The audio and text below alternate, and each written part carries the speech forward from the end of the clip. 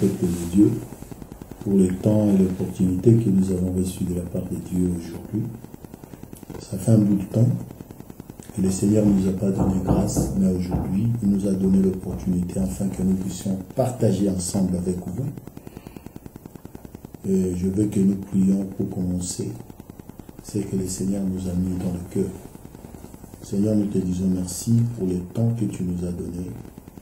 Nous serons toujours reconnaissants, éternel notre Dieu, pour cette opportunité que tu nous as accordée. Permets que chacun ou chacune de nous qui écoutera cette parole éternelle de Dieu, qu'il soit touché de ta part, car la Bible dit, dans les derniers jours, vous serez enseignés par moi-même. Laisse que le Saint-Esprit nous enseigne, afin que nous soyons tous sous sa domination, au nom d'Adonai Jésus, qui est Dieu et Sauveur. Amen. Je veux partager avec vous aujourd'hui sur un thème qui est dans l'Exode 16, sur le vrai pain. Mais nous allons démontrer comment on parle du pain et pourquoi le peuple devait avoir le pain. Nous savons qu'en Israël, les enfants d'Israël, quand ils étaient en Égypte, ils ont eu le temps de se réjouir de la vie, malgré la peine, malgré la souffrance. Mais Dieu, comme il avait promis à Abraham, éternel Dieu avait décidé, afin que ce peuple, un jour, il ne sera plus dans la servitude. Et quand nous voyons dans l'Exode 3, la Bible dit que Dieu lui-même était descendu. Et quand Dieu descenda, il choisit un homme qui s'appelait Moïse. Là, nous le verrons dans Genèse 3. Et quand Dieu a choisi Moïse, il devrait maintenant parler à Moïse. Il devait lui charger aussi la mission qu'il aille en Égypte pour faire la libération. Et posons-nous la question, qui doit libérer le peuple? C'est Dieu ou c'est Moïse? Mais quand Dieu s'est révélé à Moïse, il dit c'est lui qui est descendu. Mais dans la chair, Dieu a choisi un homme pour parler de sa part. Et Moïse, comme un homme, il était incapable de parler parce qu'il n'avait pas la facilité des langages. On devait chercher un frère qui devait lui approcher pour lui faciliter la tâche de parler. Voilà pourquoi Dieu va choisir Aaron. Aaron, qui est Aaron? Aaron était le grand frère de qui? De Moïse. Or, quand Dieu choisit Aaron, Aaron devient, dans Exode 4, il devient le prophète de Moïse, et Moïse devient Dieu. Et nous voyons, quand ils sont allés en Égypte, il y a deux signes. Il y a la verge que Dieu avait donnée. En réalité, cette verge était la verge de Moïse. Ce n'était pas la verge de Dieu. Mais quand Moïse s'est rencontré avec Dieu, cette verge s'est transformée en un serpent et la verge de Moïse, elle est devenue la verge de Dieu. C'est par cela que Dieu va donner des signes. C'était le signe de la verge qui était la transformation du verge au serpent.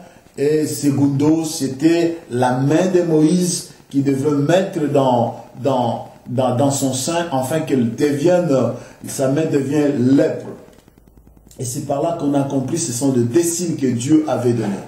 Et quand ils sont partis, Dieu a fait des signes que vous avez connus. Mais qu'est-ce qu'on a compris à la sortie? À la sortie des enfants d'Israël en Égypte, ils ont traversé la mer Rouge, les déserts. Les enfants d'Israël mangeaient. Qu'est-ce qu'ils mangeaient? La provision qu'ils avaient prise à partir d'Égypte et pour l'amener jusqu'au désert. Mais en arrivant sur le campement de Sim, c'est là où nous voyons que leur nourriture était épuisée. Pour ne pas dire beaucoup de mots, laissons la parole de Dieu nous aider. Nous sommes dans Exode 16, versets 1 à 4. La Bible dit: l'ensemble des enfants d'Israël partit d'Élim et ils arrivèrent au désert de Sim. qui est entre Élim et Sinaï, le 15e jour du second mois, après leur sortie du pays d'Égypte, toute l'assemblée des enfants d'Israël murmura dans le désert contre Moïse et Aaron. Et les enfants d'Israël leur dirent: que nous sommes, nous, morts par la main de l'Éternel dans le pays d'Égypte. Et quand nous étions assis au pays d'Égypte, au pays près des pots de viande, quand nous mangeons du pain à satiété, car vous avez mené dans ces déserts pour faire mourir de faim de toute cette multitude. 4. L'Éternel dit à Moïse: voici, je ferai pleuvoir pour vous du pain du haut de ciel, et le peuple sortira et ramassera jour par jour la quantité nécessaire, afin que je le mette à l'épreuve et que je vois s'il marchera ou non selon ma loi. La révolte ou le murmure des enfants d'Israël y a permis que Dieu puisse donner le pain du ciel. Or, ce pain du ciel, on l'appela la manne. Or, la réalité, la manne, c'est le pain de la colère. C'est le pain de murmure que les enfants de Dieu avaient besoin. Or, ces enfants de Dieu, pourquoi ils murmura? Ils murmura parce qu'il manquait du pain. Or, Moïse n'avait pas la capacité de donner du pain, ni Aaron. C'était seul de Dieu qui était capable de leur accorder du pain. Et si nous rentrons, nous allons comprendre une chose. Les pains qu'on parle dans la Bible, c'est quoi? Un pasteur, un prédicateur ou un ministre doit avoir du pain. Cela veut dire l'enseignement, la parole. Si nous avons la parole de Dieu, si nous avons l'enseignement de Dieu, c'est ça la nourriture par excellence que Dieu va nous donner pour que nous puissions donner au peuple de Dieu qui sont dans le besoin. Les peuples que Dieu nous a donnés, le peuple que Dieu donne à l'église, ils ont besoin du pain. Le pain est nécessaire pour chaque personne. Le pain est nécessaire pour chaque maison. Le pain est nécessaire pour chaque famille. Voilà pourquoi, quand Moïse était incapable de donner du pain, il devait aller consulter celui qui les a envoyés, celui qui avait décidé de les délivrer. Or, Dieu dit: Marie, ils ont demandé du pain, c'était leur droit, mais la façon dont ils ont demandé, c'était le pain qui était avec murmure. Et ce pain-là avait donné à Dieu l'entendement, l'incompréhension. Dieu n'avait pas bien compris parce qu'il pouvait voir comment ce peuple devrait murmurer contre lui à cause du pain, avec tout le bienfait que le Seigneur a fait pour eux. Alors, ce peuple était décidé. Dieu a dit à Moïse et à Aaron qu'il devait faire pleuvoir du pain. Mais qu'est-ce que nous allons comprendre, bien-aimés, pour comprendre cette parole que nous parlons du pain? Et nous voyons un homme dans le livre des Jean, dans Jean 6. Cet homme dit: je suis le vrai pain qui est descendu du ciel. Quel est cet homme? C'est Jésus.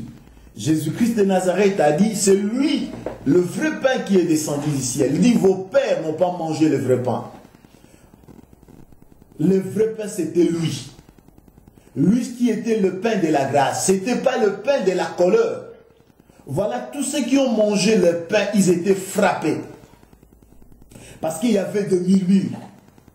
Or, le pain que Dieu nous donne, c'est le pain qui est venu de la grâce de Dieu.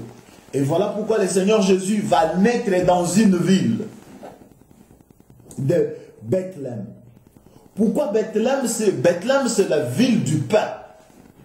C'est là où on fournit du pain. C'est là où on fabrique du pain. Or, le vrai pain, c'est Dieu qui le donne. Donc, la parole que nous recevons, c'est la parole qui ne vient pas des hommes, qui ne vient pas de la pensée humaine, mais c'est la parole qui vient de Dieu. La parole que Dieu nous donne, afin que nous puissions donner cette nourriture à ce peuple. Et ce peuple, quand il recevra cette parole, ça sera une nourriture éternelle. Une nourriture qui changera leur vie, une nourriture qui donnera la vie à chaque personne. Voilà pourquoi si nous allons dans Jean 4,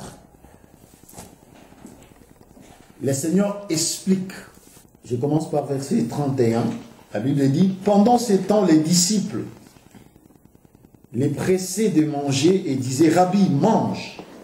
Il leur dit, je mangeais une nourriture que vous ne connaissez pas.